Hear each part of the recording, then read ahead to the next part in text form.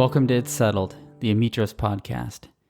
Each episode, we're going to dig into the humanity in workers' compensation and insurance claims, exploring the stories of injured people and those who support them, as well as the good work professionals are doing in the industry. And now, I invite you to join me, Sean Dean, General Counsel at Amitros and the host of It's Settled. Now, it's settled. Let's get on to the episode. We're going to kick things off here with a really special guest, a duo here, mother-daughter duo, Colleen and Lauren Murphy. And I'm going to do something a little bit different in that I'm going to kick things off by reading an excerpt from Colleen's book, Murphys Don't Quit. I vaguely remember boarding the plane. The little boy seated behind me was bursting with joy over his upcoming visit to Disneyland. The energy floating around my row was vastly different from what I was experiencing. I spent the duration of the flight ineffectively trying to hold back the flood of tears covering my grief-stricken face. When I had woken that morning, I had no idea I'd be spending my Friday night on a crowded flight paralyzed with fear. I passed the time by begging God to put me out of my misery. I actually preferred dying in a fiery plane crash to landing safely, driving to Cedars-Sinai Hospital, and watching one of my children die. And that is the opening lines from your upcoming book, Murphys Don't Quit, which I highly recommend all the viewers to go out and get. And we'll provide links and information at the end of the podcast and where you can pick that book up and publication information and all that good stuff. But again, we're welcomed by Colleen Murphy. Colleen, thank you so much for joining this podcast to talk about your story, Lauren's story, your journey together, coming back from a tragic accident. And there's so much hope and inspiration and lessons to be learned that we'll get into. But Colleen, just can't thank you enough for joining the podcast. Well, thanks for having me. Appreciate it very much. So as a parent, I have a 13-year-old son and a 10-year-old daughter, and I was going to your website. And I think it's murphysdon'tquit.com, right? Correct. It is there. And I was watching some of the videos, and there was years 1 through 5, and it's just a flood of emotions when I'm watching that stuff. And I can't help but, anytime someone's doing something like that, especially if you're a parent, you put yourself in those shoes, and it's gut-wrenching at times. And I guess as we get into the talk, I think one of the things for me as a parent, and for maybe parents listening, it gives us hope, because oftentimes I think like I couldn't do it. I couldn't go on. There's nothing I could do. And in reading the opening lines that are so powerful and beautifully written, I just feel that as a parent. So I guess that's the starting point. Walk us through. Sure. Let's just walk us through the beginning of the journey. Sure. And it's, for me too, it's like, those are the things that happen to other people. You always hear those things, those don't. But unfortunately, we found ourselves in the situation where, we got that dreaded phone call, and, just a typical Friday, muddling through a tough work day and, looking ahead to, what soccer games do we have on the schedule for the weekend? And, we got a phone call from a detective that said that, my daughter had been in a really bad accident, and things were bad. They were really bad. So, we just had to go into survival mode and, make arrangements for the rest of our family. We have 6 other kids, try to get a hold of everybody and try to get the first plane out of town so we could get to Los Angeles. Yeah. And Lauren was 25 at the time. So she was already on her own. She was living in Manhattan, living the dream, had a very successful career, great life. She already had a master's degree and, was just living life. And she was, full of life and a real go-getter. And, you do your best, you raise your kids, you hope they turn out good, that they're good people, make good choices. And it looks like we were well on our way. And, something as simple as crossing the street and making sure nobody was coming was not something I expected. But it happened. And Lauren was just on a typical run and was crossing the street. And the way it happened, from what witnesses told us and from the police report, was that she was on Hollywood Boulevard. She was crossing the street in an intersection.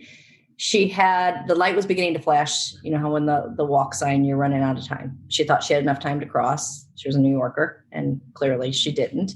But there was a big box truck that was in the turning lane making a left turn. And it was pushed up over the line to make a left, like we all do. We scoot up a little bit so we can see. Don't do that. I don't do that anymore. So the truck was pushed up. So as Lauren went through the intersection, you know, the truck is here. She had to make her way around the truck outside the crosswalk. So what she was looking at was the truck and getting around the truck, not over to her right. Well, the light turned green and there was an oncoming car at like 45 miles an hour that hit her. So when she was hit, from what witnesses told us, she flew straight up in the air, 10 feet, came back down, her head hit the windshield. She cartwheeled through the air and flew another 20 to 30 feet and landed in the middle of Hollywood Boulevard. So when later, just to jump ahead a little bit, you know, after we got there and a few days later, the detective came to the hospital to meet with us. And he told us he does not get called on the scene unless it's a fatality. So there was, I don't think anybody that witnessed that accident thought she would survive that. And she was a Jane Doe when she arrived. But it was really, really, it was really tough. And I don't think anybody that, the first responders, anybody in those first few weeks thought she would survive it. And if she did, that she would even be able to function in any type of purposeful way. But just for the viewers, that was April 2013. So 8 years ago. 8 years ago. Yeah. And you were out there. I mean, that day you were on. Yeah, it was a little after midnight, LA time, which was like 2 a.m, St. Louis time, because we're in the Midwest. We're in St. Louis. So it took us, we had to fly to Chicago first, finding a direct flight, last minute's notice was tough. So I got the call at about 4 p.m. and I think the flight was probably maybe 7 or 8 p.m. if I remember correctly, by the time, we had to fly to Chicago, and I don't even know how long our layover was there, but it was about midnight LA time. Like I said, it was 2 a.m, St. Louis time. So it was just real surreal. And I know that the viewers obviously can't see, and you have a picture of a beautiful family behind you. Yeah. How big's your family? So we have 7 kids. We have 6 daughters and 1 son, and Lauren is the second oldest. So my oldest, once we got that call, she had to go into mom mode. She was just starting a career as well. She was 26 at the time, and now she is living back at home, and she's making school lunches, and she's driving carpools, and she's helping with homework. Not only that, she's dealing with, what we called, Murphy Team Central. She is dealing with all the phone calls and the updates. She was doing our caring bridge. We would call and give her the information. She would send everything out to the masses. And if you can, if you have 1 or 2 kids and you play on a couple soccer or softball teams, you understand your network gets bigger with each team. You get that many more friends with each child, because it's a whole group of friends you spend your weekends with. Well, imagine the network with 7. So it's like we had such a huge network of friends that it just spread like wildfire. And the love and support we got was crazy. But for my oldest, she had to intercept everything and, be the one to coordinate, everything. And running a command center. She really did. And she did an amazing job. So you fly out there, and we won't be able to get to the level of detail. That's why folks need to go buy the book to really get the full impact of it. But you get there, you get to the hospital, what happens in the immediate aftermath. So when we arrived, and I worked in the healthcare field, I worked in the insurance part of it, but I was used to going into, bad ICU rooms and bad situations in an ICU room, basically. So for me, it wasn't as shocking because I knew about head injury and I knew how bad it looked. Now, my husband was oblivious. And I think he knew it was bad, but he also didn't talk to the social worker like I did. So I knew the social worker's tone when I asked her if she was going to die. And her response was, if you're asking me if you need to come, the answer is yes. So I knew it was bad. And I heard her tone. Now, my husband only was getting this from me. Obviously I didn't candy coat it, but I don't think he knew the desperation. So when he walked into that room, I thought he was going to pass out. And luckily there was a chair sitting there, because when we walked in, and it's funny, not funny, but ironic that, we didn't even realize at the time, but like the charge nurse, she met us in the parking lot. And I thought, well, that was really nice. And I'm like, I don't think they do that to everybody. So I was like, boy, they have really good service here. But, it was that bad to where they were waiting for us. And Cedars-Sinai is a huge complex. I mean, we would have never found our way. So she walked us up, and it was very surreal. And when she went past like the front desk, there was like a guard there, for lack of a better word. And she looked at him and said, "These are the parents of Trauma Foxtrot," which was Lauren's Jane Doe name. And he just kind of nodded like he understood. Unfortunately, he works the night shift. He probably sees a lot of this.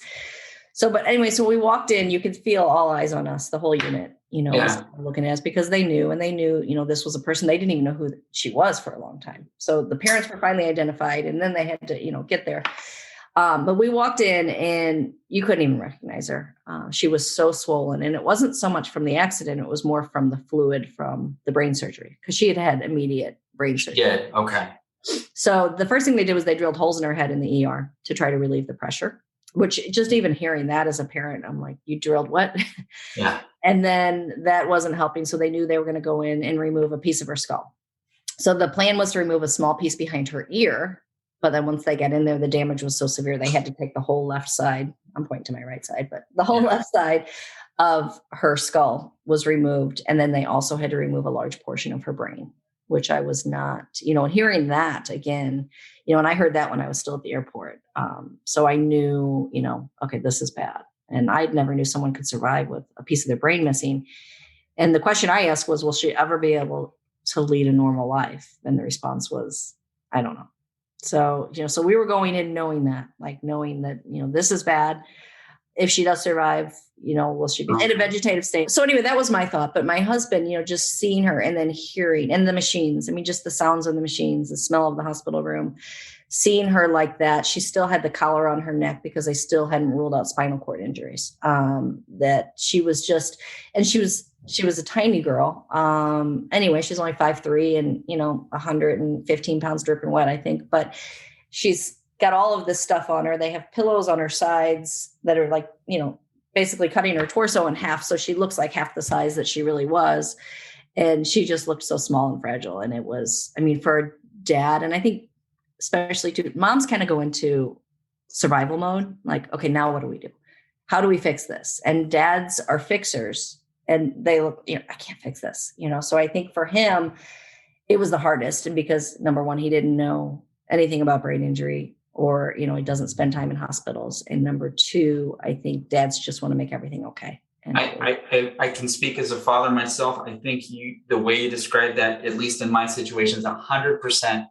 Mm-hmm. That is the picture of my family dynamic. And when I can't, it's the worst. And there's nothing worse than my kids, even just having a cold. I just want to take it and give it to myself. Exactly. I want to take it all away. And my wife, and it sounds like you are too, are much more pragmatic. Okay, let's prioritize and execute. Like, what can we do now? Yeah. And maybe I don't know if it was helpful, but it sounds like your background maybe helped you a little bit. Now, obviously not with the emotional stuff that's your daughter, but at least with navigating maybe some of the immediate things that were coming at you. Yes, definitely. Now, and, with me being like in the insurance industry, I see people at the beginning of this kind of stuff. I didn't ever follow through or see the journey. So that part was all new to me. But I think just preparing myself was the best thing that I, could do. And I think too, I was also still in such a state of shock. Like, this is all kind of part of a world that I don't want to be a part of. And someday tomorrow I'm going to wake up and this is going to be somebody else's kid. So it was still kind of a little bit of denial, even though it's, staring me right in the face. What was the time frame between you get there at Cedars-Sinai? You land at LAX, I'm sure. Mm-hmm. Have to find a cab, get over there. It's just like the worst. Mm-hmm. You get there, you see her, she's not conscious because she's been through all these surgeries. I'm sure she's intubated at that point and tubes everywhere and out. I know there's pictures you can see on the website. At what point did she regain consciousness, and could you try to communicate with her? And did you get a little bit more of the prognosis? Okay, so it was probably, and sometimes I have to look back at our old CaringBridge site to see that. And I reference that a lot too when I was writing the book. And I think it was about 2 weeks before she opened her eyes, which was good. And, we put it on our CaringBridge that she opened her eyes and everyone's like, a miracle, our prayers were answered. And then part of me felt like a fraud because she looked worse. And it's not like the movies, she's not waking up saying, oh, can I have a cheeseburger? I've never seen such a blank look in my life. And, her eyes were open and it's, the term lights are on, but nobody's home. And she couldn't focus, like her eyes were open, but my face could have been right here and she couldn't see me. It was like, she couldn't, kind of like a newborn, when you first bring them home and they're not, that's how it was, but worse because it was just like a lost look. And it was like that for so long. I mean, they would come in and do neuro tests, and the way they test to make sure things are progressing or going in the right direction is they see how you respond to pain. And they would pinch her, and they would pinch her like right here, like in between the armpit and your arm. So she was just bruised, black and blue on both sides. Oh my gosh. And they would pinch her on the inside of her knees because she couldn't move at all. So at the beginning, they had tied her hands to the bed. And I still remember the day the nurse came in and untied her hands, because you would think that's a good thing, but it was just so sad. It was because she wasn't capable of taking anything out. She couldn't, her brain was so damaged that she was unable to move her arms. There was no connections. Did they restrain her hands because they were afraid she'd remove tubes? And yeah. And a few weeks later, they just untied her because she couldn't do anything. So it was months and months before we knew that she could communicate. Things were starting to get better as far as like the little, I don't know what it's called, but it's like a pulse ox. I think it's a pulse oximeter that they put on your finger. And it was like tape. It wasn't like the one that they put on temporarily that's like hard plastic. It's like a tape and a pulse ox. And she would take that off. And to us, that was like a huge win. Like, oh my gosh, she's in there. She'd take it off. So that's the most she could do as far as movement. But she was in ICU for 5 weeks. And that whole time was really, really bad. And she had to go in and have another brain surgery. They called it a washout, that there was blood that was pooling up in an area. So they had to go in and remove that. They had drains and things, but it wasn't working. So they had to go in and do another brain surgery while she was there. And then they also had to put her skull back on. Oh my gosh. And most people go through the whole rehab process with their skull missing. But for Lauren, her fluids were not regulating. They did a drain in her spine because they can't keep the drain here because of infection, that it's too much of a risk. So they moved it to a lumbar drain to drain some of the brain fluid, but that wasn't working. I went in one day and they had her bed upside down. Her head was like pointing down. I'm like, what the heck is going on? But it was old school, just trying to get the gravity. Yeah. So they ended up having to put her skull back on, and hers was shattered. They couldn't save it. So it's a prosthetic skull.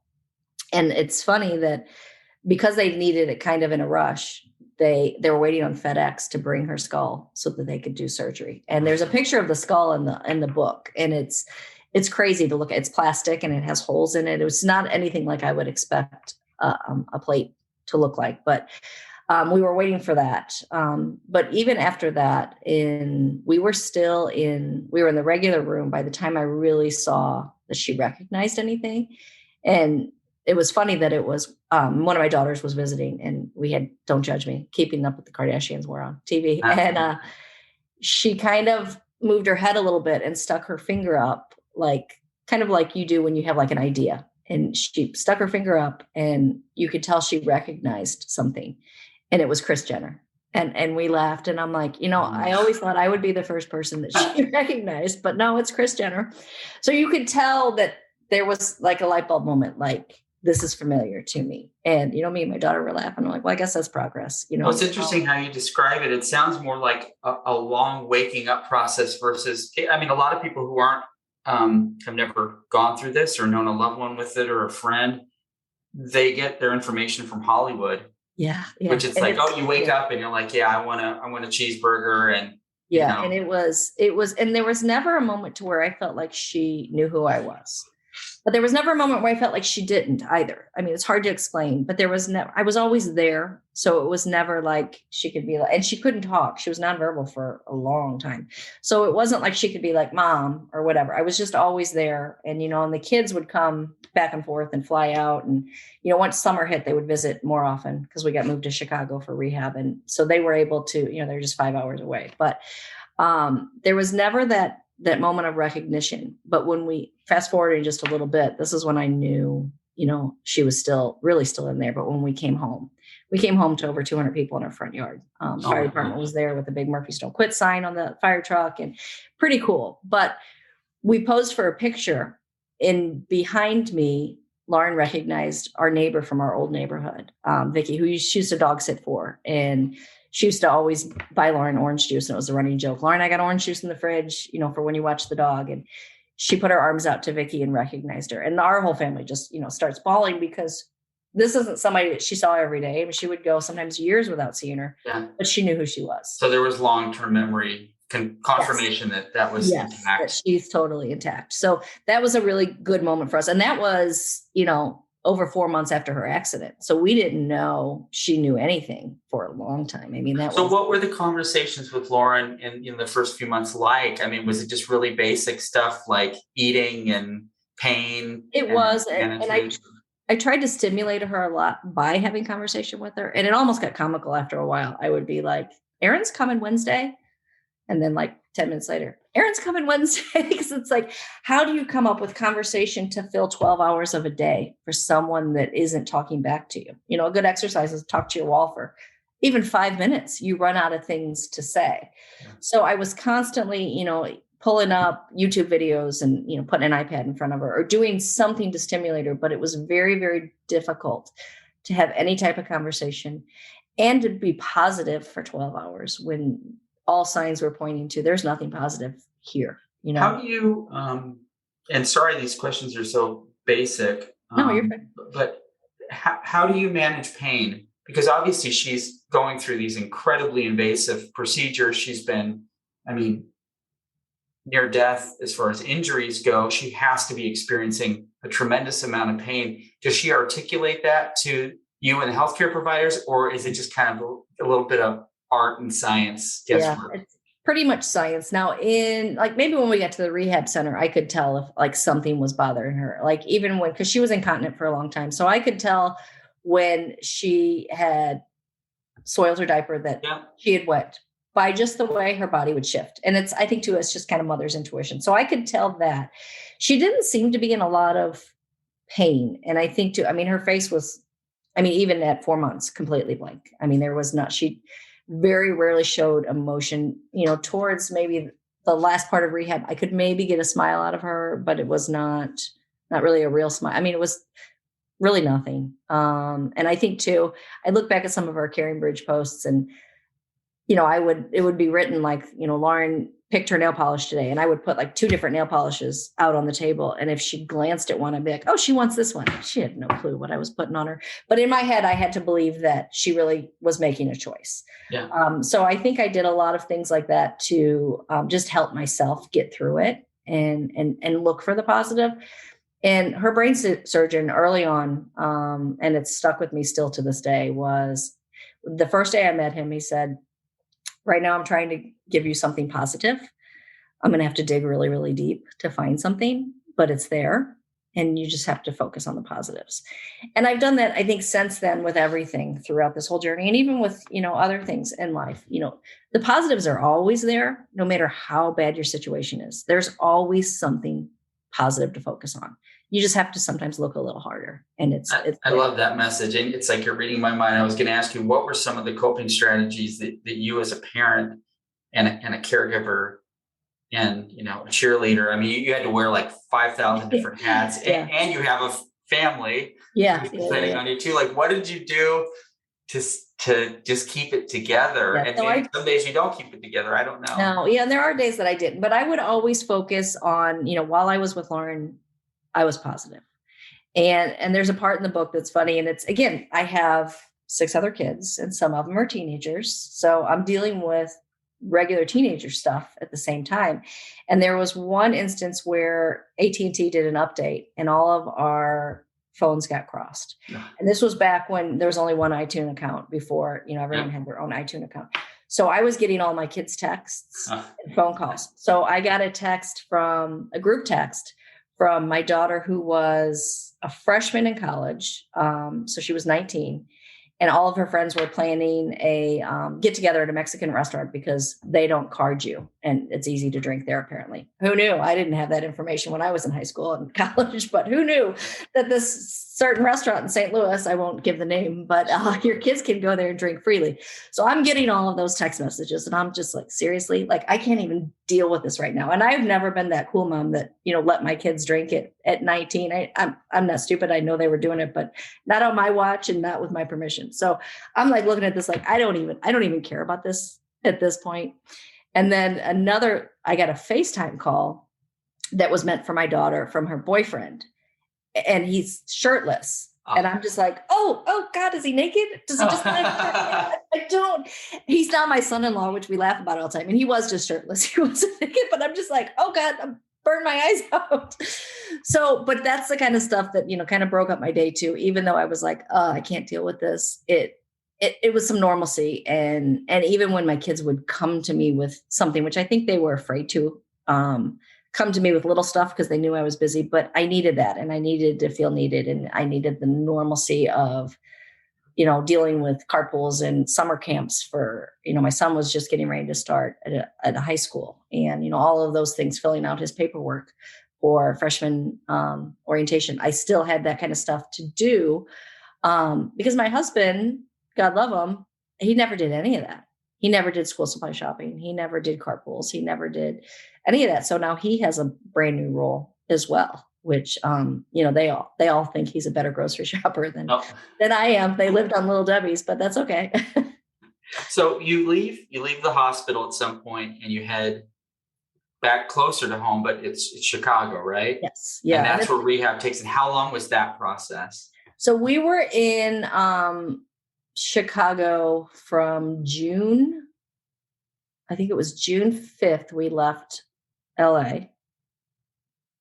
Yeah. June 5th, we left LA. And then we came home August 24th. Okay. And talk to me about the rehab process. That must have been incredibly intense because it's just 24/7, right? It is. And we were fortunate that we were at one of the best rehab hospitals in the country and they were good. They did 5 hours of therapy. So it was speech, OT, and physical therapy. And they were very good at letting, me tag along to every therapy session, breathing down their necks, which I'm sure is not fun. But I really learned a lot from that. And I learned, I knew I'm going to be the one taking this over. And there was like a sheet on Lauren's closet that the caretakers can check off once they master, how to help transfer her to whatever, to the bed, to whatever. And once I was comfortable with transferring her from her bed to her wheelchair, things got a lot better because then I could take her outside for a walk. I could do, whatever with her, but it was very scary for me to start doing that because I'm like, I don't want to drop her. And, even though she was like crazy light, I'm like, I'm only 5'1" too. I'm not a big person. So it's scary. But once I was comfortable with, taking over her care, I took over everything. I did all of her diaper changes. I did her showers. I did everything except for the medicine because I knew that I needed to do this and I know no one's going to do it like I'm going to do it. And nobody's going to care as much as I do that she gets better. So, and even throughout when she got home and throughout outpatient therapy, here comes the dog. I went in to all of her speech therapy sessions because I wanted to learn what are you doing with her so that clearly I'm not an expert, but I want to be able to do this at home so that I can give her the best shot at recovery. So when she got home, what were some of the things that had to change? Like, was there retrofitting in the house? Like and I guess when she got home, where was she at? Was she still in the chair? I believe she was walking. She was walking, but she was not very steady on her feet. So she still had the wheelchair, but we didn't really use it much at home. Someone kind of had to be with her at all times. And the beauty of having a big family is there's somebody usually in every room. So that was helpful. she still was pretty much nonverbal when she got home. She could say like, good morning, how are you? Like all of the like easy automatic pleasantries. And her voice was kind of like a whisper. It wasn't really much of a voice, definitely not conversational. She couldn't tell you if she was hungry. She couldn't tell you. And she still had a feeding tube when she got home too. But she never had a bedroom at this house, because when we moved to this house, she was already in college. And you can imagine with 7 kids, we didn't have an 8-bedroom house. Yeah. So everyone shared. And so she never had her own space in this house. So we had to, create a room for her. So in the beginning, it was just in the dining room, we had a hospital bed. And eventually we had construction done on our house with a wheelchair ramp put in, and, had to put all hardwood floors in so that she could, move in the wheelchair and all of that good stuff. But she slept in the front room, and her hospital bed had an alarm so that when she got up, we would know. Well, she started unplugging her bed at night. Oh, so we would find her like at 3 a.m, dressed in a complete party dress and heels. This was, several weeks after she came home, but she had a whole big box of shoes that came home from New York, and she would climb up the stairs, and at that point, her right arm was stuck kind of like this. So she really had no function in it. And I'm like, God, I wish I would have had a hidden camera to see how she got that dress on. One time she had the zipper on the side of a skirt with her feeding tube hanging out the side. We were dying laughing. What was the dressing up for? She just wanted to. I think she was just like confused. It's like 3 a.m. She's confused. And she was so confused in those early days that she had no idea what was going on. And I mean, we would have to like watch her like a hawk. We had to get an alarm system put on the house to keep her in, not to keep her out. But she would get dressed and try to steal the car keys. We had to start hiding the car keys. She would try to get into her medication. And I think in her head, she thought if she takes more medicine, she's going to get better. So we had to get a medication box with a lock. Then she would go try to take the butcher knives off the butcher block and try to pick the lock. So then we had to start hiding all of our knives. So it's like, so once there was kind of like an awakening, that's a whole nother set of problems, because, we had to hide car keys. We had to hide our knives. We had to, do whatever we could to keep her safe. It was kind of like sleeping with one eye open. We bought a baby monitor that sent a text every time it detected movement. Well, I could sleep through a hurricane. So I'd wake up to like a whole string of texts, and I'm like, oh God. So it was, those early months were really, really tough, just adjusting and trying to keep her safe. Did you find that you had, I know you thank a lot of people in the book, but did you find that there was a support system that you had that was helpful? Yes. And honestly, the biggest help that I think, I could get, and I always share this with people when we do our talks, is I had Lauren covered. It was the help I got from my other 6 kids that meant the most to me, because as a mom, to have to put all of your focus on one kid, we're used to doing that when one is sick, but that's temporary. But imagine doing that for months on end. The mother's guilt is always there no matter what. Sure. But when you have something like this, even though I know my kids got it and they understood, it killed me that I wasn't going to soccer games. It killed, that's not the kind of mom I signed up to be, but here I was, and that's what I was doing. So it was the ones that were taking my kids to their soccer practices and their games and giving them a little extra attention and cheering a little extra louder for them when their parents weren't there. Those were the people that, I knew they really had my back, and I appreciated, the calls and the text for me. But it's, again, when you're a mom, you go into survival mode. I didn't need anything, but what I did need is to know that my family was taken care of, especially when I was out of state. And I mean, the support system we had was insane. And the people that we didn't even know or that we barely knew, those were the ones that I'm like, they really blew me away. So I go into things differently now. I was always the type that when something bad happened to somebody, I would, say a prayer for them quietly and never reach out, because I'm like, they're not in my inner circle. I don't want to be weird. Yeah. But now I know those are the ones that meant the most to me. So whenever I hear of something, I always, I try to at least, always reach out and do whatever I can. Because people always say, if you need anything, let me know. Does anybody ever let you know? No one's going to ask. No one's going to ask for anything. So, and I think and I used to do that too. I'd be like, I let them know if you need anything. I don't care what it is. If it's 2 a.m, call me, whatever. Nobody does that. So I try to never do that anymore. I mean, even though your intentions are good, you really would do anything you ask. So I would just suggest to anybody, just, drop something off on their front porch. It's there. No one's going to ask. And just know that going in, that statement is it's useless because no one's going to ask. Yeah, that's huge. What was the dynamic in the relationship with Lauren and her siblings? Because that must have changed, especially for those who were in the house. I mean, that must have been totally different because she went away. She was in college. She got this job. She's doing awesome. She was traveling, and now she's home.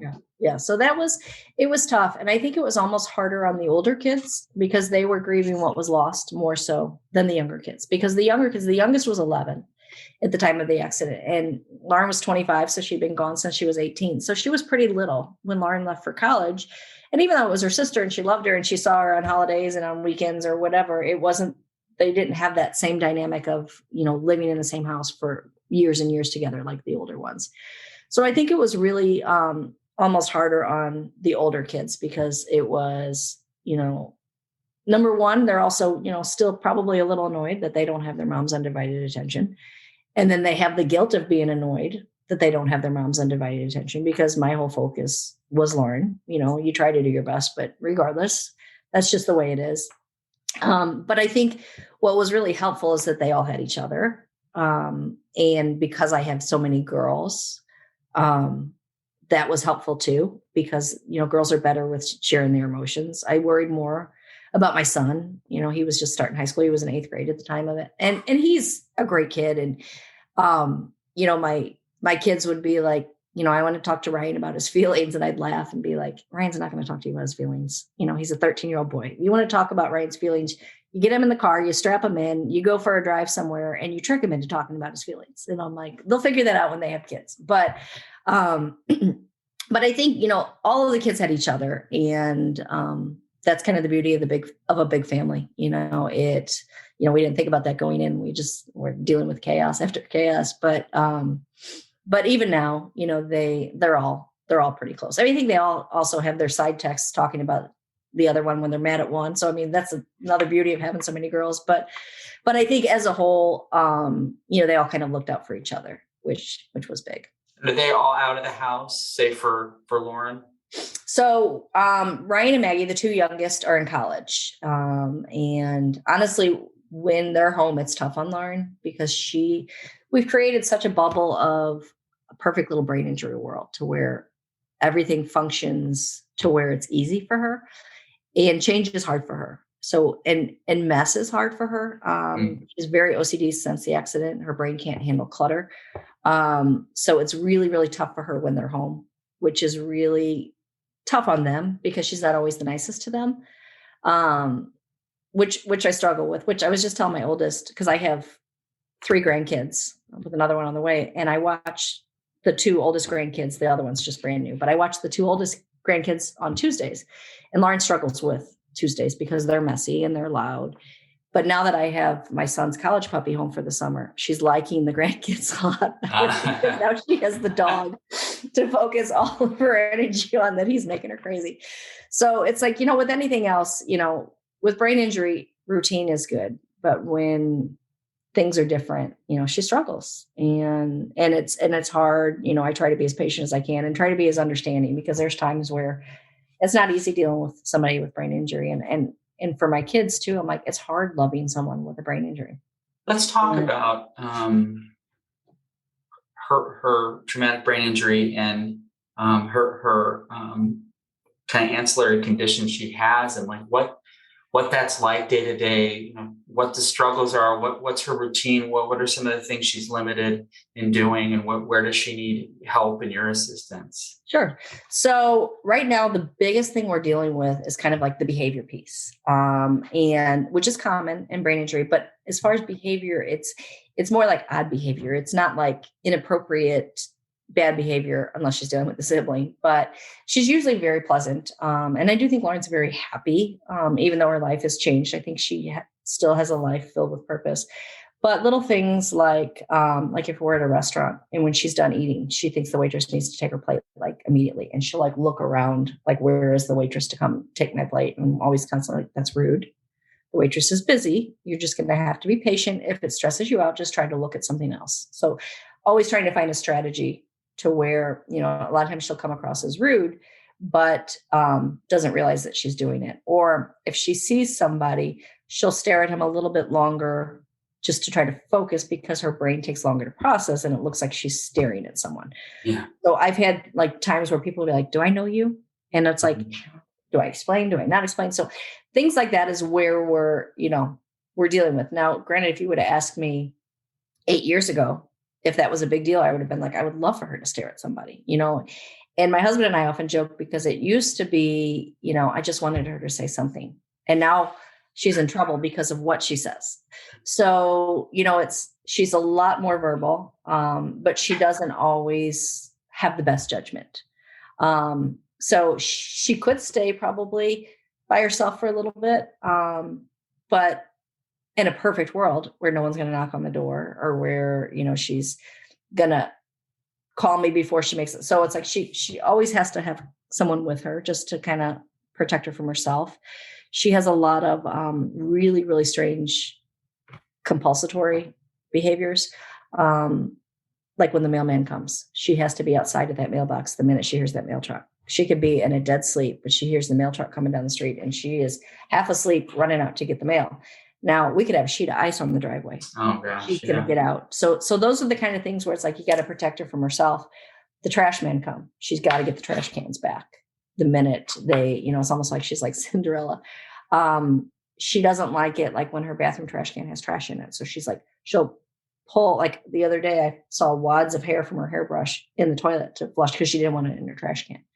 And I'm just like, you know, it's just, so those are the kind of like behavior things that are just like it's interesting for me. Yeah. Cause those seem to, I have family members who are on the autism spectrum and it seems to be more behavioral type traits. And when you think of traumatic brain injuries, you think of the lack of mobility, or range of motion in limbs or, you know, speech, but these are actual behaviors that are manifesting themselves. Yes, for sure. And I also feel like too, I've always thought, you know, with different things with like autism, that there are similarities in some of the behaviors that she has. And then I also think too, you know, on the flip side of that, some of these mothers deal with this from birth.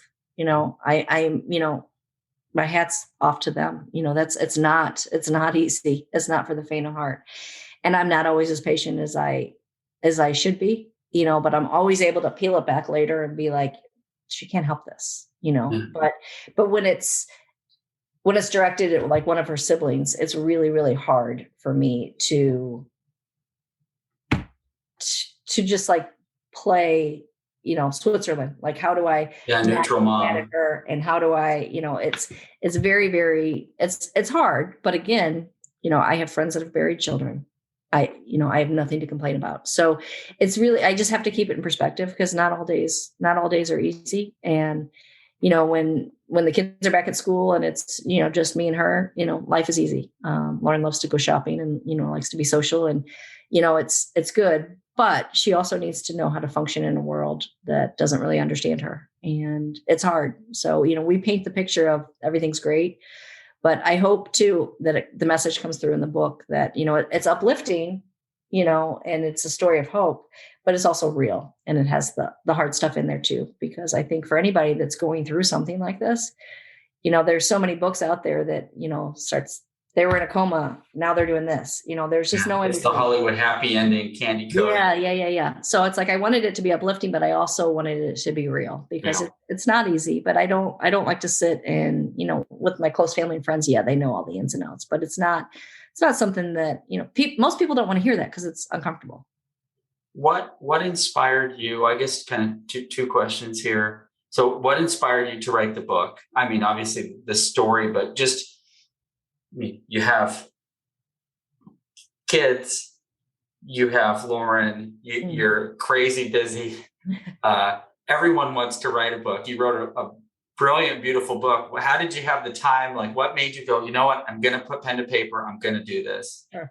So writing has always kind of been my therapy. And I had a blog that I started in 2008 and, you know, something crazy would happen and I would write about it. And it was, you know, my style of writing has always been, I guess, like Irma Bombeck style, not anywhere near on her level by any means, but it's just, I always tried to find the humor in the craziness. And that's like one of the biggest gifts I got from my late father is he was just so funny, and he always found something funny in every situation. So for me, I knew that I always wanted to write. And like, even in the beginning in the hospital, I started writing things down. I look back at it now and I laugh because they're pretty dark. But I was able to use pieces of it for the book. And I knew I wasn't ready to be funny. It wasn't funny for a long time. And I didn't want to find the funny. And once I was at the point where I'm like, okay, now I'm ready. And honestly, I wrote that book from start to finish in 67 days. Oh my gosh. Yeah. So I was ready. It was time. It was time to tell the story. We had just started doing speaking engagements. So I thought, it goes hand in hand with, her speaking career, which, she loves because it gives her a sense of purpose. Yeah, I want you to talk a little bit more about that and what precipitated that, and kind of what you do when you and Lauren go out on the road and speak. Sure. So Lauren does, she works with an aphasia group at Fontan University, which is actually where she went to college. And tell folks, the viewers, what aphasia is. So aphasia is a language disorder that robs you of your ability to speak or understand words, basically. There's all forms. Some people have trouble with reading and writing. Some people can understand everything, but just can't find their words. Some people have trouble with numbers.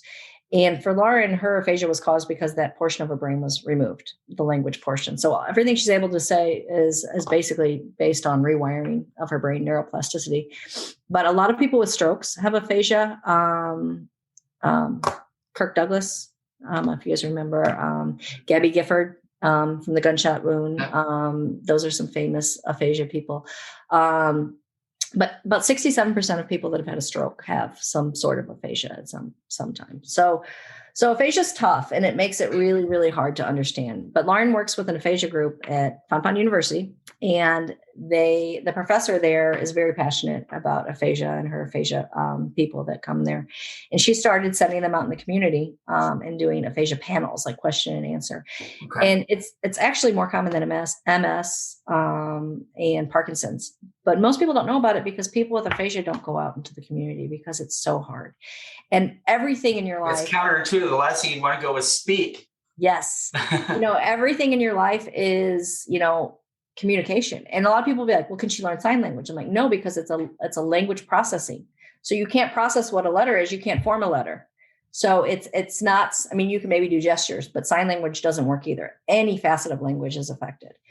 So she started doing these aphasia panels, and, we would write down, they would give us questions and we would write down our answers. Well, she can't read. So she would struggle with like reading them. But when it came to Q&A time and they would ask her something about shopping, her personality would come through, and, she would really, really, really light up. And I could see she would leave these with a little bit of skip in her step. And I knew, this is something that we could, maybe pursue. She loves doing this. And, we knew she couldn't really get a job or go back to work the way she was working. And in class, they had to write out their goals. What do you want to do? And she came home with her goal sheet and said she wanted to become a public speaker. And I laughed because I'm like, you're missing part of your brain that controls language. You can't speak fluently and you want to be a public speaker. But again, typical Lauren, if she's going to do something, I'm like, couldn't you have said like you wanted to be a prima ballerina? That would have been easier. We could have started from scratch there, something. So I'm like, okay, I'm going to be the supportive mom, and, launched a website, got some cards, and thought, maybe we can speak to a couple Rotaries or Girl Scout troops, and see how it goes. The first call she got was from Columbia College in New York. So I thought, and it was her and her old roommate, Courtney, went and spoke in front of a group there. And I thought, well, we'll see how it goes. And then, we started getting requests, and with it, we had done, I think, 3 speeches, and then we were offered to do the commencement address at Fontan. So I'm like, so now we went from these small groups to now we are going to speak in front of 3,000 people in an auditorium. And she nailed it. And, the rest is history. And then the requests just started trickling in, and she had a great first year, totally, exceeded our expectations. We do it together. Obviously she has speaking deficits, so we do it together as a team, but then obviously COVID hit and, kind of halted the brakes, but things are all, picking back up. We have 2 colleges that we're doing the end of the month. So we're super excited about. And I anticipate, getting more, once we do one, the requests trickle in. So the one thing is, Lauren is able to win over a whole crowd within 30 seconds. She does a really good job at that. And I always worry, am I talking too much? Because I describe the story. She's very interactive throughout, but then, afterwards, there's usually a line a mile long of people waiting to talk to her. And I'm like, I guess they liked her. So I guess we're good. My line is usually not very long, but that's okay. That's amazing. What are some of her other goals and aspirations that she's working towards? So I think for her, she wants to do more speaking engagements. She's just so social that she wants to get out. And, and I struggle with, and I need to just let her be her. But I struggle with, that odd behavior piece, and it's not so much that I struggle that she has odd behavior. It's like, I don't want people to think bad of her, Sure. Or think less of her. And, that's my own insecurity. But, like one of her sisters, when she goes somewhere, she just lets her be herself, and she'll let her go up and talk to whoever. And most people are nice, but every once in a while we can come across a real jerk that, thinks she's drunk or, or whatever. But most people can figure out something is off, fairly soon. But she's very, very loving and inviting, as long as it's not a sibling. But I think just to give her every day something to do to where she is contributing to society, to where, we all want that, we all want to do a good job at something. She can't watch TV, nor does she want to sit around and watch TV. She can't understand the dialogue on TV. So just to have her to be able to just get out and share her story and contribute is probably her biggest goal. And continue to work on her language skills. Now, for her biggest goal will probably be she wants to drive again. She was a terrible driver before the accident, so that is not a goal for me. Murphy girls are not known for their driving ability. But, I think just more independence. She'll be 2 years seizure free in October, which is huge. But for her, being overheated is a trigger, and she's run 33 5Ks since her accident, or maybe 34. I can't remember the exact number, but since the pandemic, most of them were canceled, and they are 5Ks now, but her dad runs with her and he needs a knee replacement. So she has not been running. So that's kind of, even though we're super excited that she's seizure free, part of it's because she's not running. So, but that's okay. We'll take it as a win. That's amazing that she's still out there running. What are the odds that she could get her driver's license potentially? Well, especially since she's seizure free, maybe, but I think cognitively she would have to be a little farther along, because I look at, she knows her way around our city, and she's constantly my backseat driver and will tell me, you missed your exit or whatever. So she knows her way around, but there's certain situations where I'm like in road construction where you have to think and go around barrels. And I think, could her brain process this fast enough? I'm not real sure. Yeah. So, I just think, she wants her independence, and I don't want to be that mom that like hovers, but I also need to keep her safe. Yeah. To that end, does she have aspirations to want to work or live independently alone? I don't think so. I don't think she would have a problem with a roommate, because she doesn't like to be alone. It never was like, again, you grow up with a family with 6 siblings. Sure. Alone time sometimes the silence is deafening. So it's not something any of my kids were ever used to. And so I don't think she would ever want to live alone. And I think right now, cognitively, I don't think she could. And again, I think she has those compulsions that, and none of her compulsions are really like dangerous compulsions, but they could be. It's like she freaks out if it's raining. She doesn't want her hair to get wet. And it has nothing to do with messing up her hair. I don't know what it is, but like she would walk across a parking lot without looking, trying to get inside so that she doesn't get raindrops on her head. So there's certain things that just like make her crazy that, I don't think that would be, it's like so far off in the distance that I don't know. I think ideally, if she ever did get to the point where she could live alone, it would be nice if, she had family members on the same street or a street over or something like that, to where she wouldn't be like totally isolated. Your journey and your story are so amazing. And I mean, the fact that you're so positive and willing to communicate it, I think it's powerful for people who are either going through it or even someone like me who, God forbid, I hope I never have to, but know that the capacity and the capability is in us to get through stuff like that intact. I mean, you hear so many stories about people just kind of falling apart, either substance abuse or they get divorced or families fracture and split. And I mean, you've kept it together. I don't know how. I'm sure it wasn't all wine and roses, every day. No, yeah. But you're smiling and you've kept a good sense of humor about it, and you have a perspective on it that I just think is it's incredible. Well, thank you. It's amazing, and thank you for sharing the story. I guess before we bring Lauren on and maybe talk to her for a couple minutes, is there anything you want to tell another mom or parents out there, if they're dealing with a child with a TBI or aphasia? I'd say hang in there. They told us Lauren would most likely never walk again. She would most likely remain in a semi-vegetative state. And I just chose not to believe it.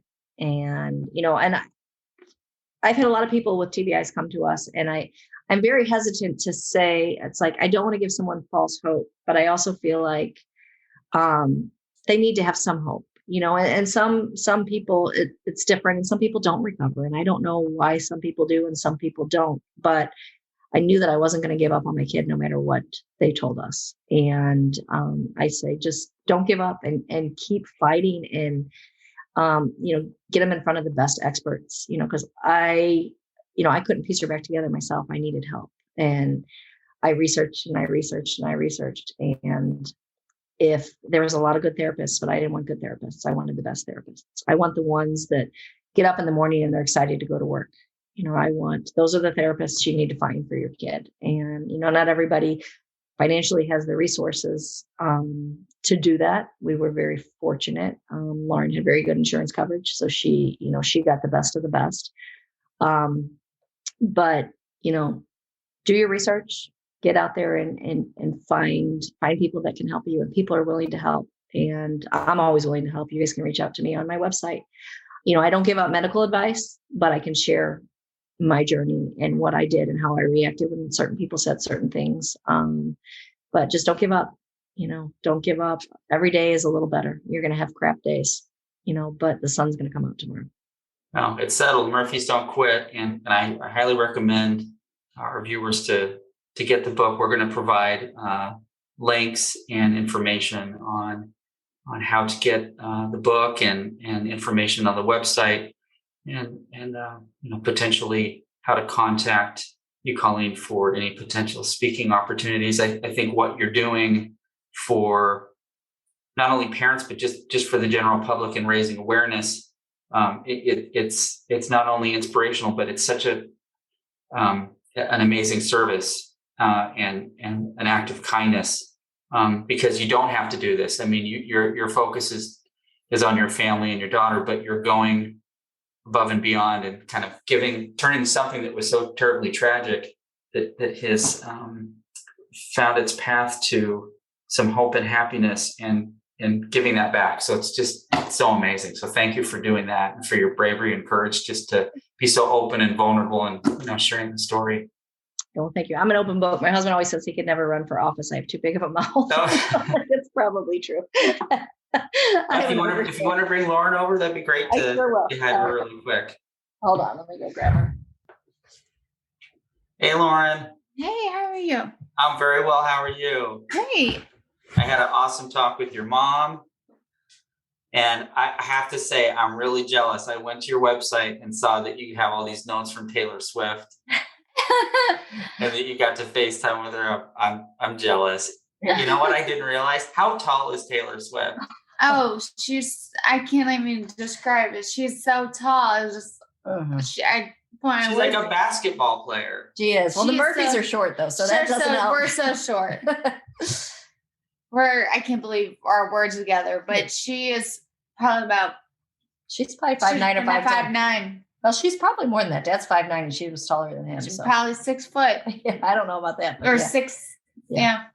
Yeah, she's super tall. That's awesome that there's been kind of an outpouring of affection from some celebrities. But I was just telling your mom how inspiring your story is, and just how uplifting it is to folks like me, and I know to people who are listening, that you've had this journey from an accident to recovery, and everything you're doing with your life now, like you're going out and speaking and doing some really amazing things. So I just want to tell you thank you from me, that you've been such an inspiration to me and a lot of other people, and so is your mom.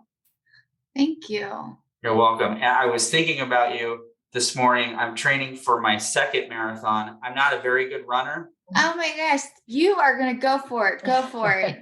I'm going to try, but I'm at the point now where I'm doing the long runs on the weekends. You do like a marathon training schedule, you do the short ones. Where you do a marathon?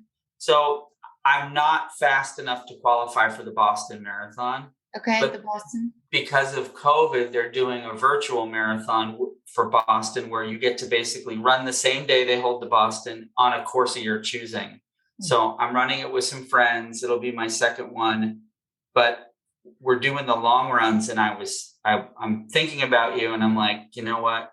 Yeah. Lauren's going out and doing those 5Ks. I can do it too. I can do the 15s and the 17s and the 20s, and I'll make my way to 26. You can do it. You can do it. Yeah, I can do it. So your mom was telling me about your passion and love for shopping. Like what do you like to go out and shop? I love, my mom's like, I love it. My mom goes to shop close by our house, but I go to Marshall's. She doesn't like Marshall's. So what's your advice, Lauren? Do you like handbags, shoes? Oh, handbags, shoes. I love to go to what's the words? I used to go to West County Mall, which is a little far away, probably 45 minutes from our house. Yeah. I love a Nordstrom. It's my favorite. Best place. Shoes. Shoes are made for walking. That's awesome. And then some other things in there that a very good West County Mall. It's a very big resort, big mall. They're not from St. Louis. So I know. I'm sorry. That's okay. That's okay. Yeah. I can picture it.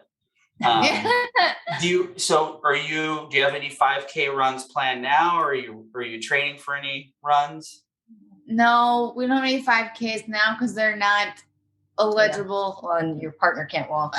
Partner can't walk. Yeah, Dad's got old knees. Dad has old knees, and I'm not gonna run. Yeah, but my dad can't even. Yeah, he can't even put his. He has to go to the doctor. Well, your mom was telling me you ran. It was in the 30s. It was like 33 or 34. Yeah. 5Ks. That's amazing. Yeah. That's awesome. Yeah. Well, I again just want to tell you how incredibly inspiring you've been, and I really appreciate you and your mom coming on the podcast. It's been awesome to have you. I know Elizabeth Trask, who works at Ametros, wanted me to tell you, she said hi. She sent you her medal from the New York Marathon. Yes. I thought that was really awesome. And everyone here at Ametros knows you and loves you. And we're going to provide some information at the end of the podcast about a link to the book and where people can contact you about speaking. And just thank you so much. Appreciate it. Thank you so much. You guys are all inspiring yourselves. Thank you. Thank you very much. Thanks for joining us for this episode of It's Settled, the Ametros podcast. For more information and episodes, you can visit us at our website at ametros.com. That's ametros.com.